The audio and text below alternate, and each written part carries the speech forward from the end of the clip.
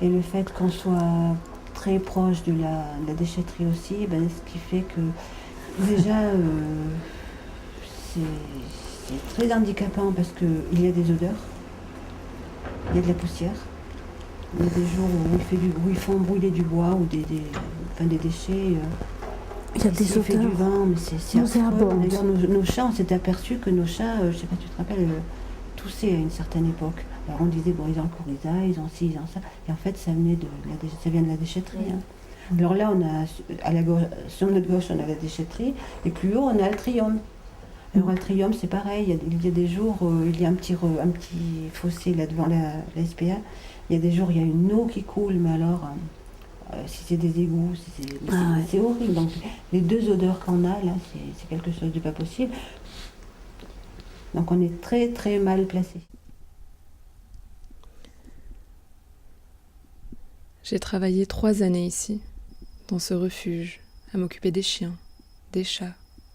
Cette SPA qui se trouve encerclée par la déchetterie accueille ces animaux chaque jour de l'année, sans interruption.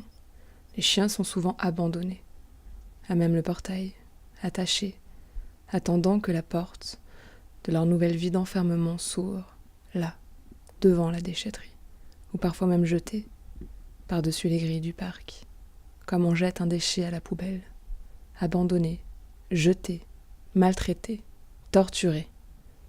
À quand le destin des animaux leur appartiendra-t-il ?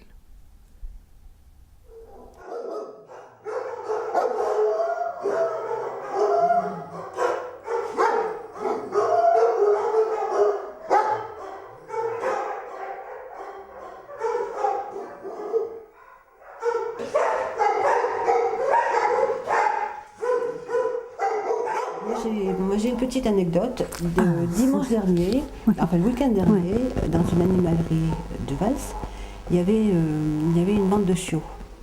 Donc par curiosité, je suis allée voir, et il restait un petit chien, un petit golden, qui était mignon comme tout. Hein. Et il y avait 2 jeunes filles avec leurs parents, et les jeunes filles qui disaient papa, maman, on prend le chien, allez, on supplie, on prend le chien. Et les parents disaient non, mais bon, ce chien, qu'est-ce qu'on va en faire? On a un appartement. Non, mais on s'en occupera, on prendra soin du chien, on le sortira, on lui donnera à manger.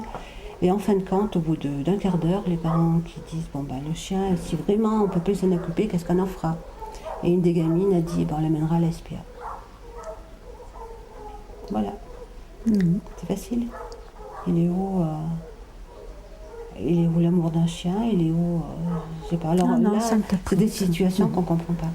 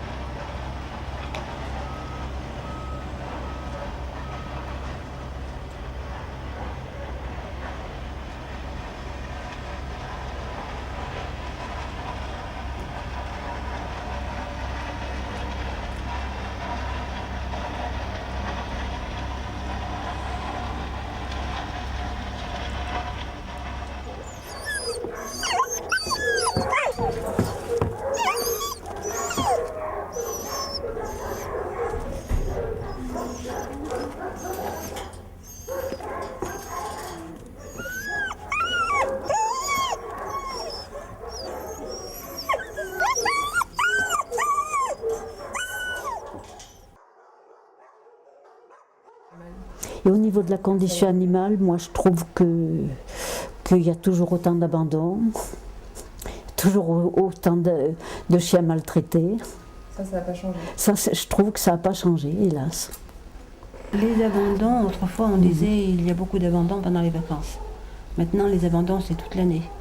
Et pour diverses raisons, valables, non valables. On se sépare, on abandonne le chien, on déménage, les gens déménagent et ils laissent le chien. Maintenant il y a des... Comme on dit, des fois on est découragé parce qu'on voit partir un chien, on est content. Et il y en a 2 qui arrivent dans la soirée. Alors on se dit, c'est sans fin, sans fin, sans fin. Il n'y a pas eu de progrès du tout, il y a toujours autant d'abandon, toujours. Ouais. Moi, le premier souvenir que j'ai d'ailleurs, c'est quand je suis arrivée ici, c'est quelqu'un qui voulait abandonner son chien, c'était aussi un golden, parce que le chien n'était plus assorti au canapé. Ah oui, il y a eu ça. C'était pas une blague, hein. Ah oui. C'était vrai. Le chien tout chiot, il était d'une couleur crème, assorti au canapé. En grandissant, il avait foncé.